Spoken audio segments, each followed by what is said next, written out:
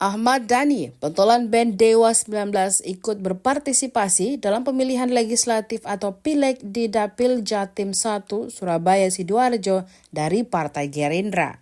Perolehan suara berdasarkan hasil real count KPU Republik Indonesia sementara, ayah Al-Eldul itu masuk 3 besar terbanyak.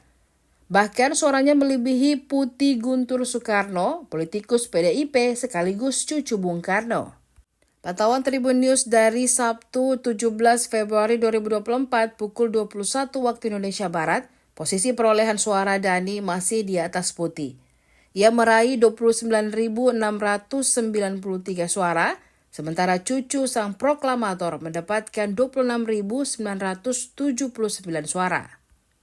Meski selisih ribuan suara, posisi keduanya bertengger di peringkat ke-10 besar suara terbanyak di Dapil 1 Jatim. Adapun pemilu 2024 ini merupakan kali kedua Ahmad Dhani mengadu nasib untuk menjadi legislator di Senayan. Pada tahun 2019 lalu, Dhani sempat nyalek dengan kendaraan partai yang sama, namun tidak lolos. Sementara Putih Guntur Soekarno merupakan seorang petahana anggota DPR RI. Di DPR, ia menjadi anggota Badan Urusan Rumah Tangga BURT untuk masa jabatan 2019-2024. Pada pemilu kali ini, Putih kembali maju sebagai caleg dengan kendaraan partai yang dipimpin oleh bibinya Megawati Soekarno Putri.